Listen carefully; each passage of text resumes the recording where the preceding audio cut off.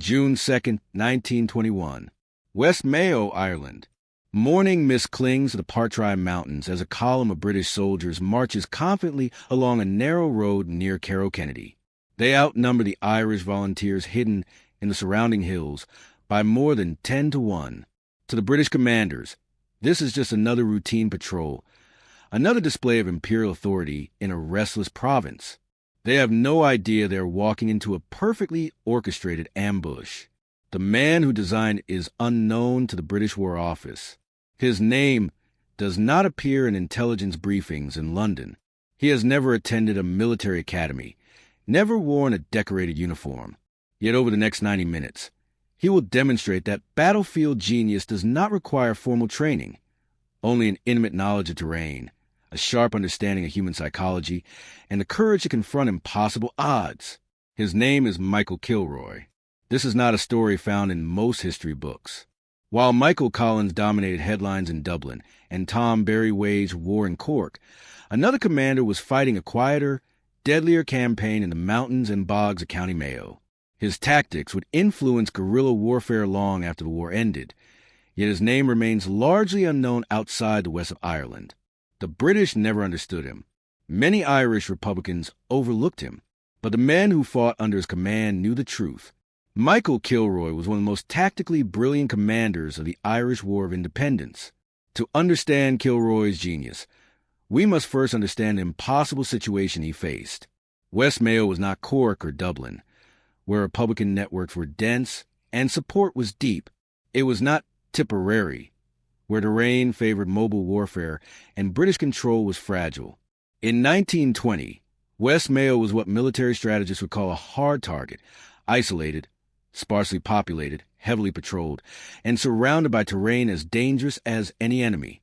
Miles of bogland stretched across the countryside, deceptively solid on the surface, but capable of swallowing a man in minutes. The mountains offer concealment, but also expose high ground vulnerable to artillery. Atlantic storms arrive without warning, turning operations into battles against nature itself. The British presence in Mayo was formidable. Unlike areas where Crown relied heavily on black and tans or hastily recruited auxiliaries, Mayo hosted regular British Army units, veterans of the First World War. These were professional soldiers hardened by the Western Front. They understood suppression fire, tactical movement, and the brutal arithmetic of modern warfare. They had superior weapons, armored vehicles, reliable supply lines, and the ability to call in reinforcements from multiple garrisons. They controlled the towns, the roads, and the infrastructure of empire. Into this environment stepped Michael Kilroy. Born in 1896 in Callow, County Mayo, Kilroy came from a working-class background like most Irish volunteers. He had no formal military training and no privileged connections. What he possessed instead was something far more valuable: an encyclopedic knowledge of the local landscape, an instinctive grasp of tactics, and an ability to inspire absolute loyalty in the men who followed him. When the War of Independence began in January 1919, Kilroy was just 23 years old. By 1920, he had become commander of the West Mayo IRA, responsible for guerrilla operations across one of the most hostile regions in Ireland. The early months were brutal. British forces launched a relentless campaign of raids, arrests, and intimidation designed to crush Republican organization before it could take root. Homes were burned. Suspected sympathizers were arrested. Checkpoints appeared on every major road. Informers were paid, intelligence operatives embedded, and patrols increased. To many Republican leaders, West Mayo seemed untenable. Michael Kilroy saw it differently. Where others saw obstacles, Kilroy saw opportunity. The same bogs that trapped British soldiers concealed IRA movement. The same mountains that exposed positions to artillery created perfect ambush sites. Sparse population limited informers. Isolation delayed reinforcements. Every British advantage contained a weakness if you knew how to exploit it. Kilroy understood a fundamental truth of guerrilla warfare. You never fight on your enemy's terms. You transform their strengths into liabilities and your limitations into weapons. Throughout 1920, he began reshaping the West Mayo Brigade with methodical precision. He avoided premature engagements and focused instead on three unglamorous but decisive pillars: training, intelligence, and logistics. Training posed enormous challenges. His volunteers were farmers, laborers, and shopkeepers, brave but inexperienced. Permanent camps were impossible. British patrols were too frequent. Instead, Kilroy created a mobile training system.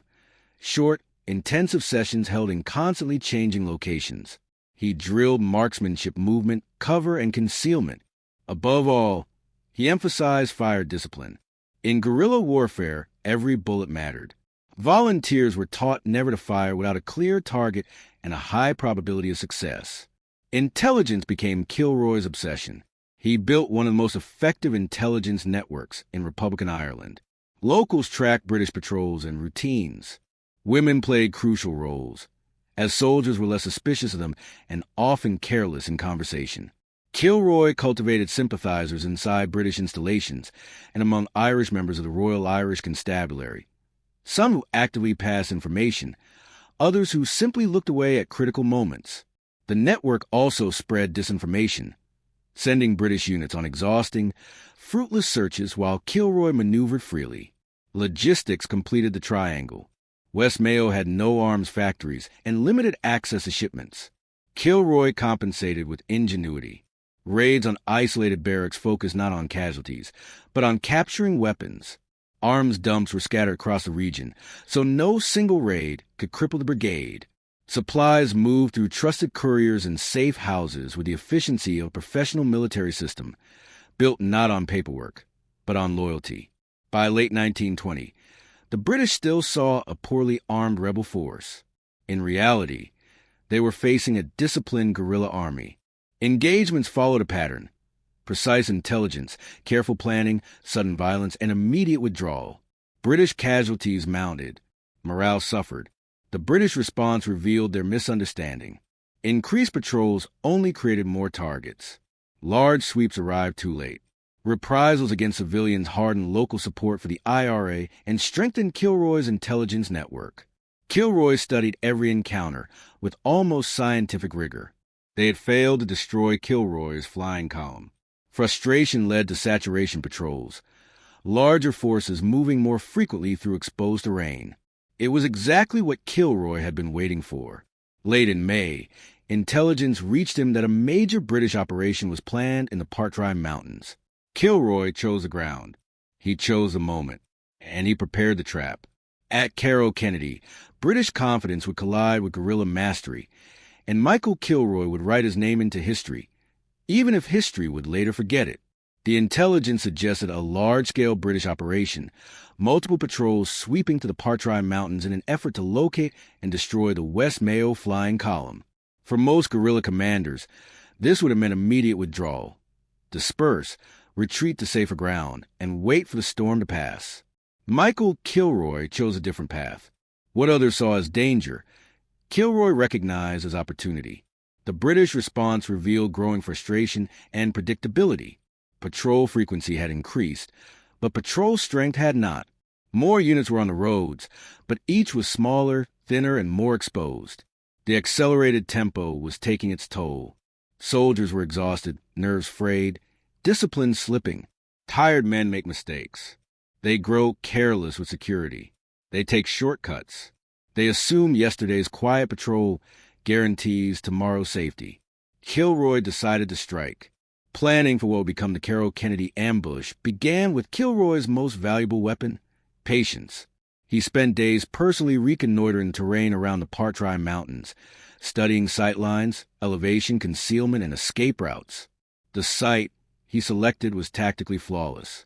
A narrow valley funneled the road between steep, rock-strewn hillsides thick with vegetation. The terrain forced any patrol into a confined corridor, eliminating maneuver space and limiting British options once contact was made.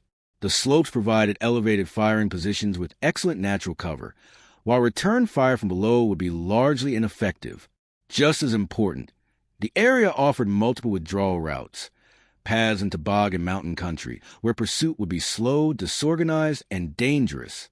If reinforcements arrived faster than expected, Kilroy could disengage and vanish. This was not just an ambush site.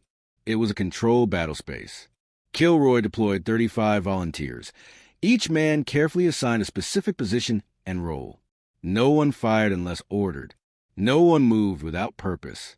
Fields of fire were mapped mentally, overlapping but disciplined. A primary killing zone would absorb the initial impact. Secondary positions farther down the valley would block retreat and engage any attempt to push through. A small reserve remained under Kilroy's direct control, ready to reinforce weak points or exploit British errors. Every likely response had been anticipated. British doctrine, British psychology, British habits. Kilroy understood them all. Intelligence confirmed that a motorized patrol of approximately 100 British soldiers, a mix of regular army troops and Royal Irish Constabulary, would pass through the area on June 2nd. The patrol was well armed and alert, but confident. They had operated in this region for months without serious resistance. Confidence dulls vigilance. Overconfident soldiers talk. They relax. They stop scanning the hills with urgency.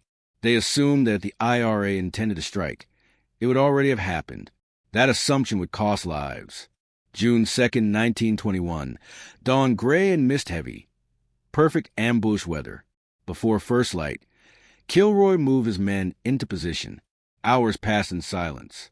Volunteers lay soaked in grass or crouched behind stone and scrub, muscles cramping, nerves tightening. Every ambush carries doubt. Was there an informer? Would the patrol appear? Would they survive the day?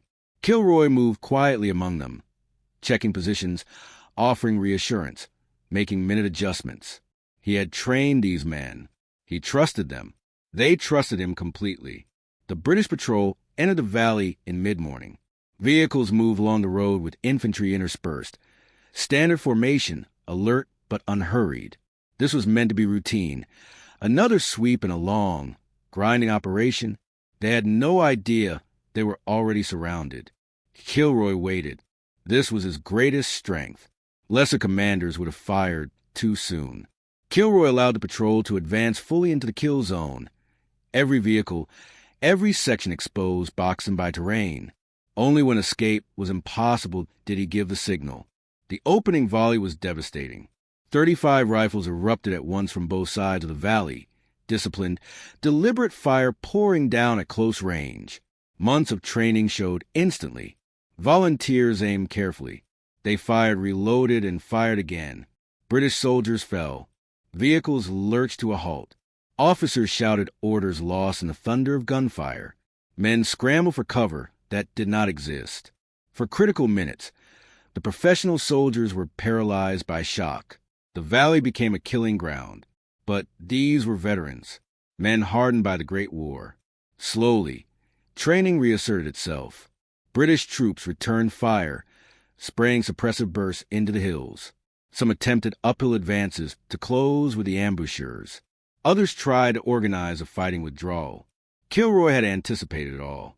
Volunteers in forward positions cut down advancing troops, struggling uphill over broken ground. Fire from elevation and cover shattered the assault. Attempts to withdraw ran straight into blocking positions established for that exact purpose. The withdrawal collapsed into a rout. Formation dissolved. Discipline vanished. Soldiers ran, abandoning wounded comrades, driven by panic and survival instinct. British doctrine, so effective in conventional warfare, became a liability in this confined, hostile terrain. The engagement lasted approximately 90 minutes. When it ended, the result was unmistakable. British casualties were severe. Multiple dead, dozens wounded, vehicles destroyed, weapons and ammunition captured. IRA losses were minimal. Kilroy disengaged exactly as planned, breaking contact and withdrawing through prearranged routes before reinforcements could arrive. Carrowkennedy was a textbook guerrilla victory, nearly flawless in execution. British forces flooded the region in response. Sweeps, raids, arrests, reprisals. They found nothing. Kilroy's column had already dispersed into mountains and bogs, fragmenting into small, untraceable units. Homes were burned. Civilians questioned. Threats issued. No one talked. Some out of loyalty. Some out of fear. The commander who had humiliated the British army was not a man anyone wished to betray. The significance of Carrowkennedy extended far beyond West Mayo. It proved that even in regions under firm British control, even against professional soldiers, well-led volunteers could inflict decisive defeats. British morale suffered badly.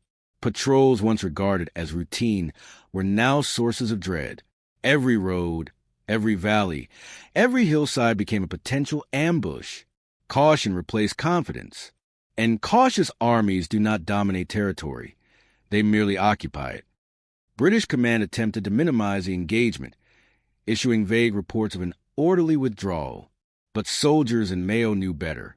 They had seen survivors return shaken and silent. They understood that an unseen Irish commander was systematically outthinking them. For the IRA, Carrowkennedy was a propaganda triumph. News spread rapidly across Ireland. While details grew exaggerated, the truth remained. A small, poorly equipped flying column had smashed a much larger British force. The myth of imperial invincibility cracked. Despite the victory, Michael Kilroy remained largely unknown beyond Mayo. This was deliberate. Kilroy avoided publicity, understanding that fame attracts attention, and attention attracts assassination attempts.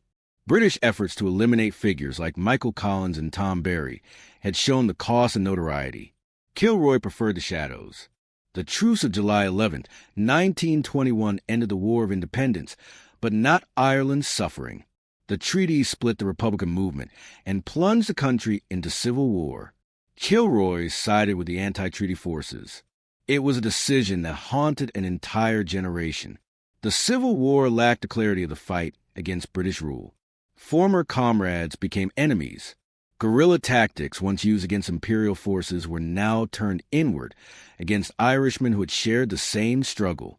Kilroy fought on in Mayo, but victory was impossible. The Free State possessed resources, recognition, and conventional military power. By 1923, the anti-treaty forces were exhausted and defeated. Kilroy survived, but like many veterans, he emerged changed. He returned to Mayo, avoiding politics, avoiding ceremony, living quietly. He rarely spoke of the war. The Ireland that emerged was not the Ireland he had fought for, and the compromises of independence left him deeply disillusioned. His obscurity mirrors a larger truth about revolutionary Ireland. History remembers strategists and public figures. It often forgets the local commanders, the men who mastered terrain, built discipline from nothing, and won battles that made independence possible. Michael Kilroy was one of them, a tactician without a textbook, a commander without fame, a guerrilla genius hidden in the bogs and mountains of West Mayo. And for a brief moment at Carrowkennedy, he outmatched an empire. Effectiveness varied dramatically from brigade to brigade. Some IRA units functioned as disciplined guerrilla forces. Others barely operated at all. Success or failure depended less on ideology than on leadership, on local commanders and their ability to maintain discipline, build intelligence networks, earn community trust, and innovate within the severe constraints of guerrilla warfare. The best commanders understood a fundamental truth. Guerrilla war is not about holding territory or winning conventional battles.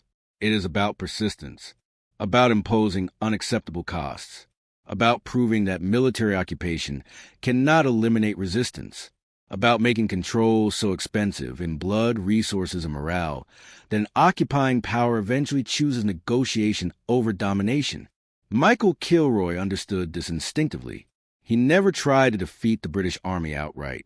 He knew that was impossible. His forces were too small, too lightly armed, too poorly equipped. What he could do, and did with remarkable consistency, was make British control of West Mayo prohibitively costly. He turned routine patrols into calculated risks. He transformed road, valleys, and hillsides into threats. He made soldiers understand that every movement carried danger, that the countryside itself had become hostile. This was psychological warfare, as much as military warfare, and Kilroy mastered both. The tactical principles Kilroy refined in West Mayo, meticulous intelligence gathering, careful terrain selection, patient preparation, disciplined execution, and immediate withdrawal, would become standard doctrine in insurgent warfare throughout the 20th century. Revolutionary movements across the world studied the Irish War of Independence, absorbing its lessons even when the names of its lesser-known commanders were forgotten. Again and again, the same framework appeared: how a small, poorly equipped force could resist a vastly superior conventional military through intelligence superiority, mobility, and psychological pressure. What made Kilroy exceptional was not the invention of entirely new tactics. Other IRA commanders, Tom Barry in Cork, Liam Lynch in Limerick, Sean McOwen in Longford, understood guerrilla warfare deeply. What set Kilroy apart was consistency, discipline, and effectiveness in one of the most difficult operational environments in Ireland. West Mayo never became a Republican stronghold like Cork or Tipperary. It lacked population density, arms access, and political infrastructure. Yet throughout the war, the West Mayo Brigade remained active and effective under conditions that would have broken less capable commanders.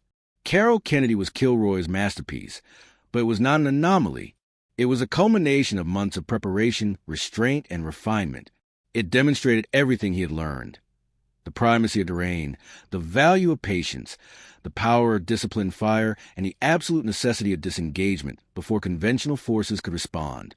Executing these principles consistently under pressure required extraordinary leadership. Kilroy faced a challenge common to guerrilla commanders: restraining eager volunteers. Many were young, inexperienced, and hungry for action. He had to convince them that waiting was often more courageous than fighting, that the right moment mattered more than glory. He had to maintain morale during long periods of inactivity, preserve cohesion under relentless British pressure, and prevent fragmentation. Guerrilla leadership differs fundamentally from conventional command. Armies enforce obedience through hierarchy and punishment. Guerrilla forces depend on voluntary loyalty. Men follow because they trust their commander, because they believe his judgment will keep them alive. Kilroy earned that trust. He never asked men to take risks he would not take himself. His plans worked. Casualties were minimized, and he treated his volunteers with respect, recognizing that they were not soldiers by profession, but citizens risking everything for a cause they believed in. The personal cost of this command is often overlooked. For years, Kilroy lived under constant threat. He could not sleep in one place for long. Normal relationships were impossible. Every decision carried life-and-death consequences for others. He watched comrades die. He ordered operations knowing some would not return. The psychological burden was immense. Many commanders broke under such strain. That Kilroy remained effective through both the War of Independence and the Civil War speaks to exceptional resilience and moral endurance. One of Kilroy's greatest strengths was his intuitive understanding of intelligence warfare.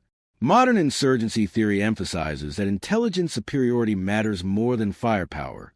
A guerrilla force with excellent intelligence can survive enormous disadvantages.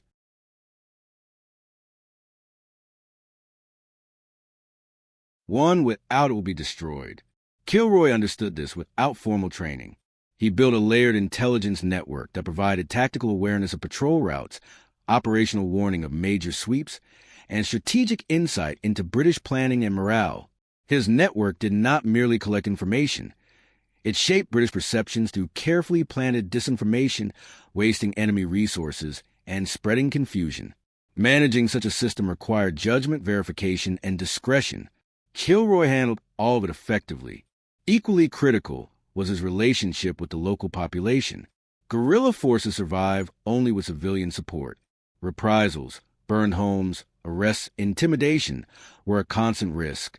Kilroy mitigated this through restraint, discipline, and personal connection. He avoided operations that would bring catastrophic retaliation without strategic benefit. He enforced proper conduct toward civilians. Supplies were requisitioned carefully. Compensation provided where possible. He knew the families. He understood their fears. He balanced military necessity against community survival, a delicate equilibrium that many insurgencies fail to maintain. The moral complexity of Kilroy's legacy must be acknowledged honestly. Guerrilla warfare is inherently brutal. It kills young soldiers. It draws civilians into cycles of retaliation. It requires deception and manipulation. Kilroy planned ambushes that took lives and triggered reprisals. Understanding his actions requires understanding the context of British rule in Ireland, maintained through force, intimidation, and military coercion. Decades of peaceful political efforts had failed. Republicans believed armed resistance was the only remaining option. Whether history vindicates that belief remains debated. But Kilroy was not a man seeking violence for its own sake. He was a man who believed he was fighting a necessary war against an unjust system. The Civil War deepened the tragedy. Unlike the fight against British rule, this was Irishmen killing Irishmen over the meaning of independence. Kilroy sided with the anti-treaty forces, believing the agreement betrayed the Republic through partition and allegiance to the Crown. Others believed it was the only viable path forward. Both positions were held in good faith. The resulting conflict was bitter and intimate, marked by executions, reprisals, and enduring resentment. Kilroy fought on, using the same skills against former comrades. Victory, for either side, carried moral cost. The anti-treaty forces were defeated, not by lack of courage, but by the arithmetic of power. After the war, Ireland changed. The revolutionary idealism that had fueled the struggle gave way to governance, compromise, and pragmatism. Many veterans found themselves sidelined. The violence that birthed the state became an uncomfortable memory. Kilroy lived through this transition quietly. The republic he had fought for remained partitioned. The oath he had rejected became routine. The country moved on, while many of its fighters were left behind. He never sought prominence. He lived modestly. He spoke little. Like many of his generation, he carried a sense of unfinished struggle and unfulfilled promise. Michael Kilroy's obscurity is not an accident. It reflects how history remembers revolutions, celebrating the visible leaders while forgetting those who fought in silence. Yet, without commanders like Kilroy, independence would not have been possible. He was not a politician, not a public figure, not a symbol. He was something rarer, a disciplined guerrilla commander who understood war, people, and place, and who, for a brief moment in the hills of West Mayo, outmatched an empire. Michael Kilroy remained proud of what he and his comrades had achieved, but he never lost sight of the cost. In later years, when he spoke to journalists, veterans, and researchers interested in the War of Independence, he reflected on the conflict with a calm, unsentimental clarity. He discussed guerrilla warfare not with bravado, but with the analytical precision of a professional soldier. He remembered specific engagements, exact decisions, and moments when everything hung in the balance. Yet he also spoke of loss, of comrades killed, of civilians caught in the crossfire, and of the moral weight carried by those who chose armed resistance. Kilroy was neither triumphalist nor apologetic. He had done what he believed was necessary at the time. History, he believed, would decide whether he had been right. The obscurity of Michael Kilroy's historical legacy reflects a broader pattern in how nations remember revolutionary violence. Every successful revolution must eventually reconcile its violent origins with the legitimacy of the state it creates. Some revolutionaries become national icons, their faces on currency and their names etched into streets and monuments. Others fade into obscurity, remembered only by historians and local communities. Who is remembered and who is forgotten is rarely fair or logical. Visibility during the conflict matters. Operating in major cities matters. Political influence after the war matters. Willingness to engage with journalists and historians matters. Luck matters. Kilroy had none of these advantages. He operated in rural West Mayo, far from Dublin's political and media centers. He avoided publicity. He sought no political office and cultivated no powerful allies. When the fighting ended, he simply returned to private life.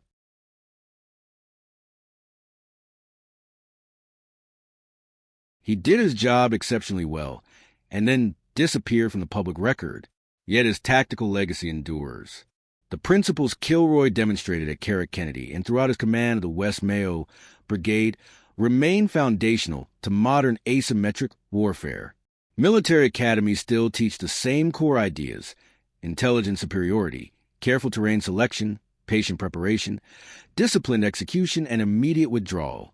Guerrilla commanders across the world still confront the same challenges Kilroy faced: maintaining popular support, building intelligence networks, compensating for inferior firepower, preserving cohesion under pressure, and balancing military necessity against political consequences. Technology changes. Political contexts shift.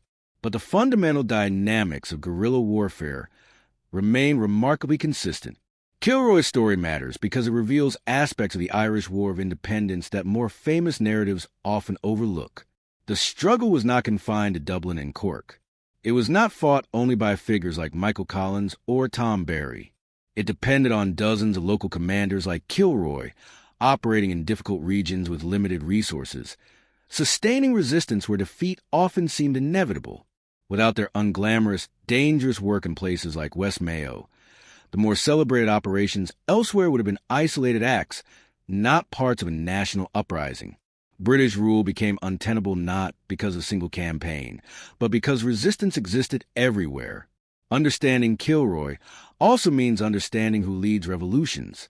They are rarely led by elites with formal military training and political connections. They are led by working-class people with little to lose and everything to gain.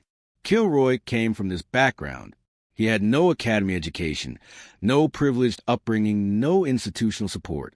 What he possessed was intelligence, courage, discipline, and absolute commitment. His story proves that military brilliance can emerge from anywhere, that effective command can be learned through experience, observation, and natural leadership rather than formal training. Comparisons with more famous IRA commanders are instructive. Michael Collins was an organizer and strategist who built the intelligence and financial networks that sustained the movement nationally. Tom Barry was a bold tactical commander operating in regions with strong Republican support and favorable terrain. Kilroy, by contrast, commanded in one of the most difficult regions in Ireland, forced to build everything from scratch with minimal outside support. Each played a vital role. But Kilroy's contributions were quieter, less visible, and therefore largely forgotten. The ambush at Carrowkennedy was not a stroke of luck. It was a result of months of intelligence gathering, reconnaissance, and careful planning. Kilroy understood his enemy, his terrain, and his own limitations. He designed operations that maximized British weaknesses while minimizing IRA vulnerabilities. He anticipated responses, prepared contingencies, and refused to act until conditions were right. This was sophisticated military thinking, normally associated with professional officers, not self-taught guerrilla commanders from rural Ireland. Equally important was Kilroy's leadership. Tactical skill alone does not sustain a guerrilla force. Men followed Kilroy into ambushes where they were outnumbered 10-1 because they trusted him. They had seen him plan carefully. They had seen him protect their lives. They knew he would not waste them on reckless attacks. That trust was earned through competence, consistency, and shared risk. Kilroy maintained the loyalty of his men throughout the War of Independence and the Civil War, an achievement as significant as any battlefield success. West Mayo's isolation posed severe challenges. Kilroy could not rely on reinforcements or external support. If an operation failed, help would not arrive. But isolation also granted him autonomy. He did not need approval from distant commanders. He could exploit opportunities immediately and adapt tactics to local conditions. The result was a highly effective guerrilla force shaped entirely by Kilroy's understanding of his environment. When assessing Kilroy's impact, obscurity must not be confused with insignificance. He commanded one of the most effective IRA brigades in the country under some of the harshest conditions of the war. He disrupted British control, inflicted sustained losses, and proved that military superiority alone could not crush resistance. Michael Kilroy died in 1987, long after the world he had fought in had disappeared. Ireland had changed beyond recognition. The revolutionary fervor had given way to pragmatic governance. Partition had become entrenched. Many revolutionary dreams remained unrealized. Yet Ireland was independent. Irish people governed themselves. British rule had been broken. That achievement, imperfect but real, was made possible by men like Kilroy, who worked in obscurity, far from the spotlight, driven not by glory but by conviction. The most important lesson of Kilroy's story may be this. History remembers the famous, but revolutions are won by the forgotten, by ordinary people who develop extraordinary skills when circumstances demand it. Without commanders like Kilroy, the celebrated figures of Irish independence could have achieved nothing. If you watch this documentary to the end, you already understand something essential. History is not only made by famous names and dramatic moments. It is made by people who face impossible odds and refuse to yield. Michael Kilroy was one of them. He sought no recognition. He asked for no reward. He fought for an idea that Ireland should govern itself and help make a reality. Whether history remembers his name or not, the country he helped create endures. And that, in the end, is legacy enough